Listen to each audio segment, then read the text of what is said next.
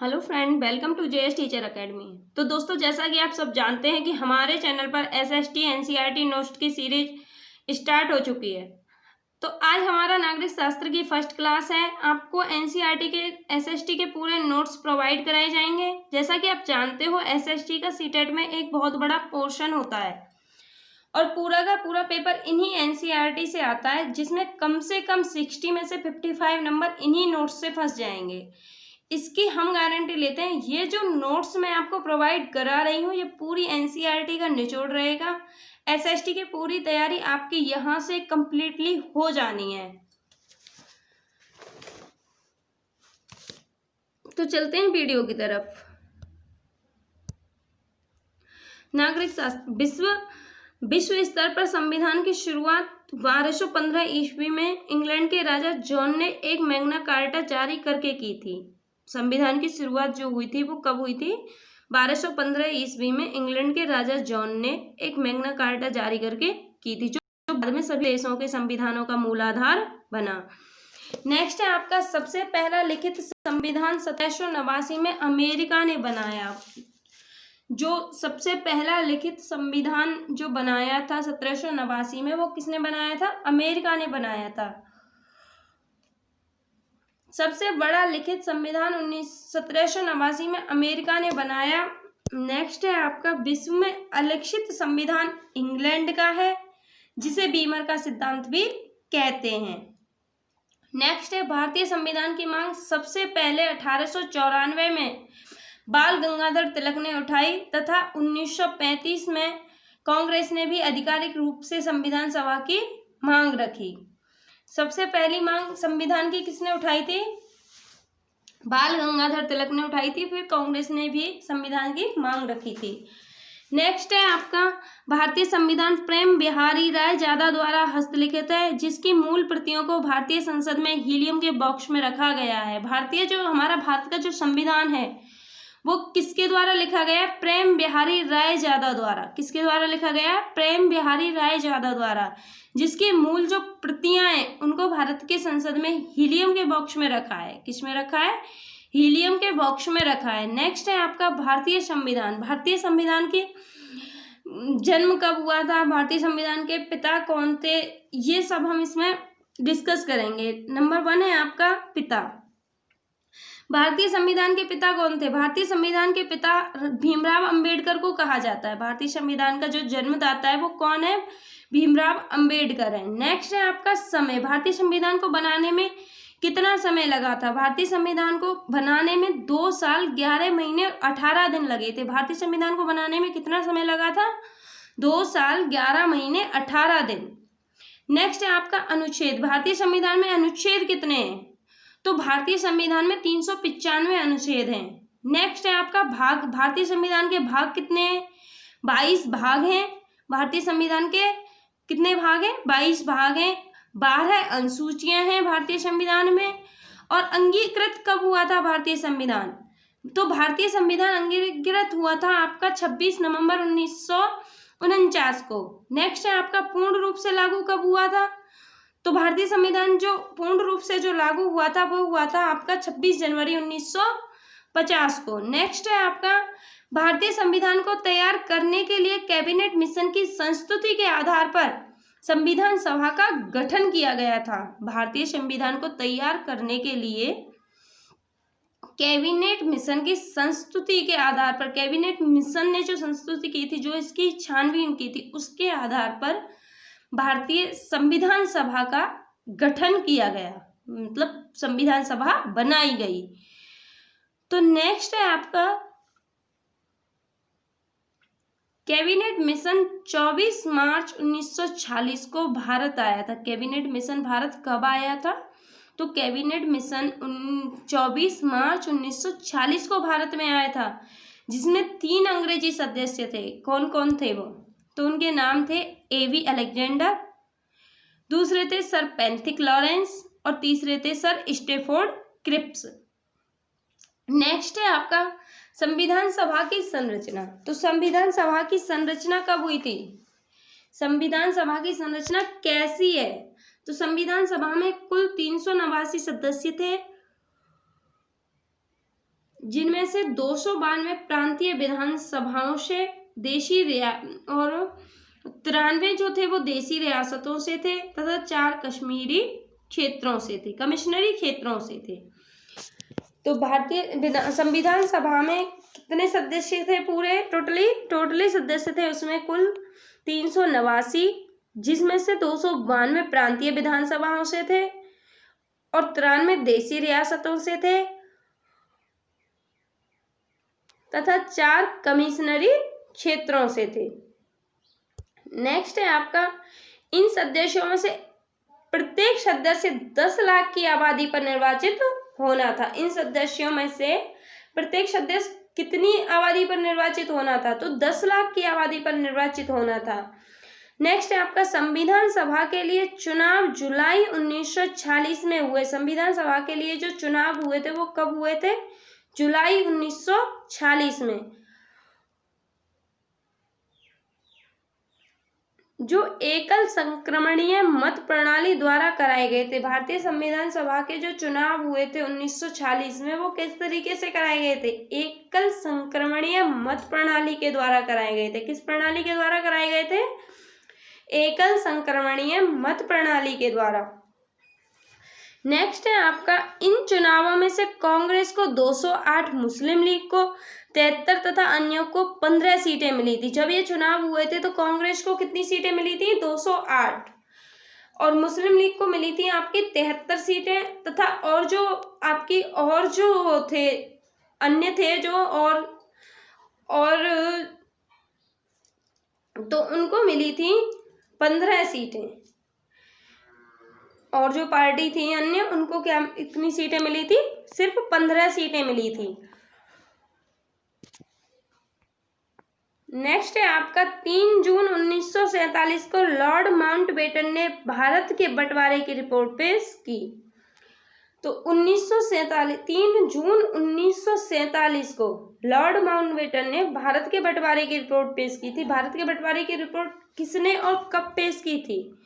तो 3 जून 1947 को Lord Mountbatten ने पेश की थी, जिसके बाद ज्यादातर देशी रियासतें संविधान सभा का हिस्सा बनने लगी। जिसके बाद, जिस रिपोर्ट को पेश होने के बाद जो ज्यादातर जो देशी रियासतें थी वो संविधान सभा का हिस्सा बनने लगी, यानी कि संविधान सभा में जुड़ने लगी। नेक्स्ट है आपका संविधान सभा। तो संविधान सभा है क्या? प्रथम संविधान सभा कब हुई थी? प्रथम संविधान सभा यह 9 दिसंबर 1947 को हुई थी। प्रथम संविधान सभा कब हुई थी? प्रथम संविधान सभा 9 दिसंबर 1947 को हुई थी। और ये कहाँ पर हुई थी? तो ये दिल्ली में हुई थी। कहाँ पर हुई थी? दिल्ली में। इसमें डॉक्टर सच्चिदानंद सिन्हा को अस्थायी अध्यक्ष चुना गया। इसमें अस्थायी अध्यक्ष किसको चुना गया था प्रथम संविधान सभा में? तो डॉक्टर सच्चिदानंद सिन्हा को चुना गया था। मुस्लिम लीग ने इस बैठक का बहिष्कार किया। मुस्लिम लीग ने इस बैठक का बहिष्कार किया और पाकिस्तान के लिए अलग से संविधान की मांग की। नेक्स्ट है आपका दूसरी संविधान सभा। दूसरी संविधान सभा कब हुई थी? यह 11 दिसंबर 1946 को हुई थी। यह कब हुई थी? 11 दिसंबर 1946 को। पहली संविधान सभा हुई थी 9 दिसंबर 1946 को। फिर उसके जस्ट 2 दिन बाद दूसरी संविधान सभा हुई थी 11 दिसंबर 1946 को। इसमें डॉक्टर राजेंद्र प्रसाद को संविधान सभा का स्थायी अध्यक्ष बनाया गया। तो इसमें डॉक्टर राजेंद्र प्रसाद को संविधान सभा का कैसा अध्यक्ष बनाया गया? स्थायी अध्यक्ष। अगर स्थायी अध्यक्ष आए तो डॉक्टर राजेंद्र प्रसाद और अस्थायी आए तो डॉक्टर सच्चिदानंद सिन्हा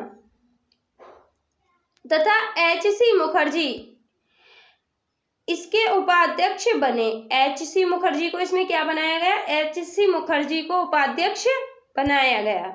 नेक्स्ट है आपका भारतीय संविधान पूरे भारत में पूर्ण रूप से 26 जनवरी 1950 को लागू किया गया था। भारतीय संविधान बन तो गया था आपका पहले, लेकिन वो लागू कब हुआ था? लागू हुआ था 26 जनवरी 1950 को। संविधान सभा की अंतिम बैठक, जो संविधान सभा की अंतिम बैठक हुई थी वो कब हुई थी? 24 जनवरी 1950 को। तो संविधान सभा की अंतिम बैठक कब हुई थी? 24 जनवरी 1950 को, जिसमें डॉक्टर राजेंद्र प्रसाद को भारत का पहला राष्ट्रपति चुना गया।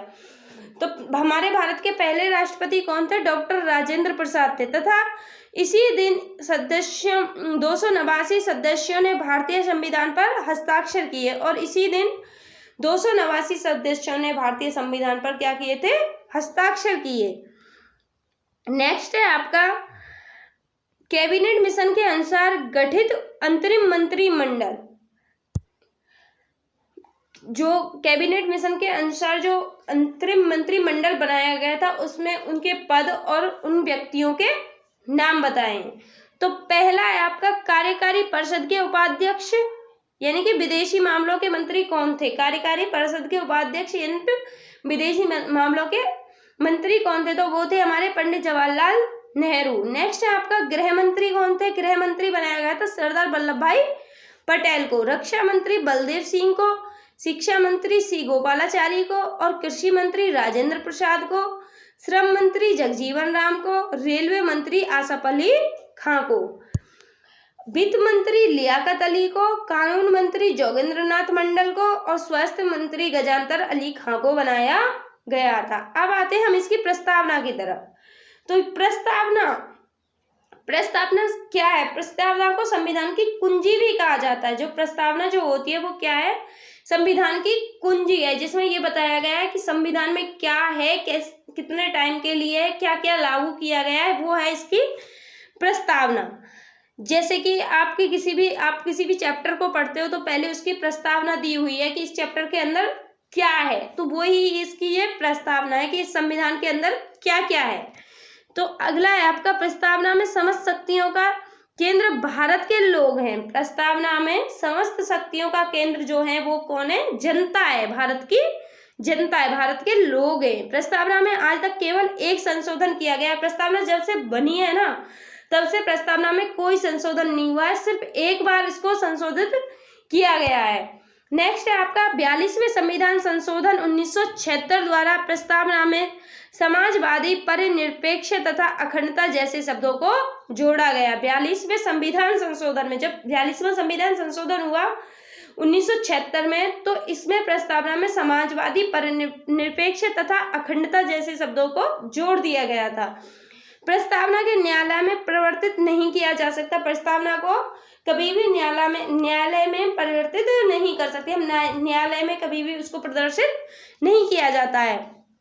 42वें संविधान संशोधन के भारत का मिनी संविधान भी कहा जाता है। ये मोस्ट इंपॉर्टेंट है, कभी कभी ये पूछ लेता है कि भारत का मिनी संविधान किसको कहा जाता है, तो 42वें संविधान संशोधन को भारत का मिनी संविधान कहा जाता है। नेक्स्ट है आपका तीसरी संविधान सभा। तीसरी संविधान सभा कब हुई थी? यह 13 दिसंबर 1946 को हुई थी। प्रथम संविधान सभा हुई थी आपकी 9 दिसंबर 1946 को, दूसरी संविधान सभा हुई थी आपकी 11 दिसंबर 1940 को और तीसरी संविधान सभा हुई थी 13 दिसंबर 1940 को।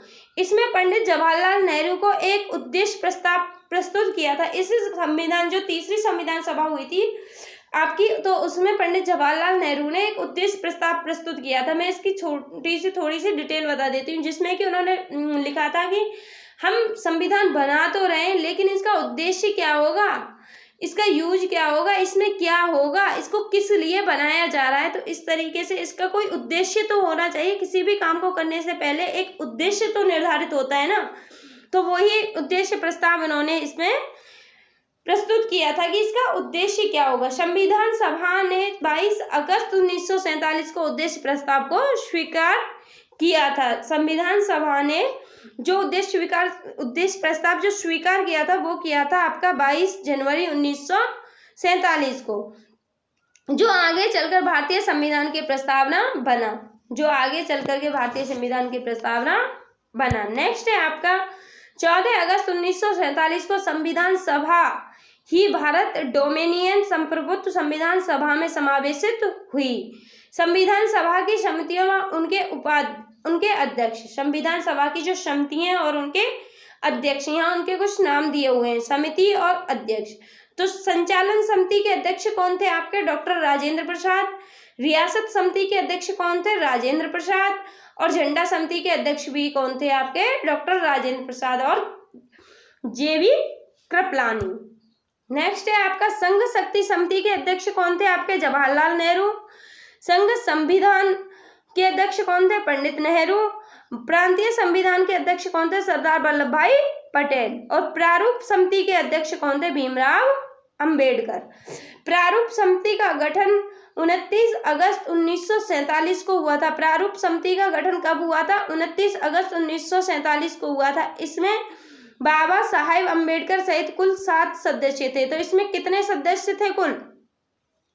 कुल इसमें 7 सदस्य थे। एन गोपाल स्वामी, अलादी कृष्णन स्वामी चेयर, मोहम्मद सैदुल्ला, के एम मुंशी। नेक्स्ट है आपका BI मित्तल और DP कैडम। संविधान सभा में भीमराव अंबेडकर का चयन WB से हुआ था। संविधान सभा में जो भीमराव अंबेडकर का जो चयन किया गया था वो किसके द्वारा किया गया था? WB के द्वारा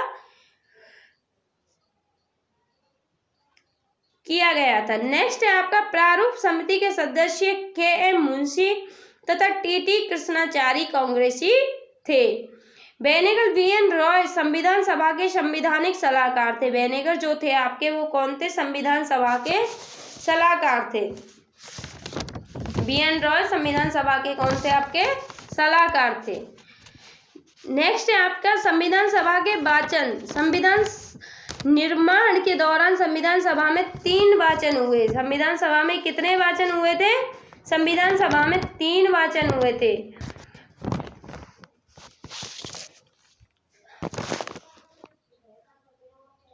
तो प्रथम वाचन था आपका 17 अक्टूबर 1949 तक। दूसरा वाचन जो हुआ था वो हुआ था आपका 16 नवंबर 1949 तक। और तीसरा वाचन जो हुआ था वो हुआ था आपका 26 नवंबर 1949 तक। 26 नवंबर 1949 को भारत की जनता ने भारत को प्रभुत्व संपन्न एवं लोकतांत्रिक गणराज्य के रूप में स्वीकार कर लिया था। 26 नवंबर 1949 को भारत की जनता ने भारत को किसके रूप में स्वीकार कर लिया था? एक गणराज्य के रूप में स्वीकार कर लिया था। तो आज की वीडियो में इतना ही। आगे हम अगली वीडियो में करेंगे। अगर वीडियो पसंद आई हो तो लाइक एंड शेयर जरूर करें एंड सब्सक्राइब जरूर करें और बेल आइकन का बटन दबाना ना भूलें, जिससे कि आने वाली वीडियो की नोटिफिकेशन आप तक पहुंचती रहे।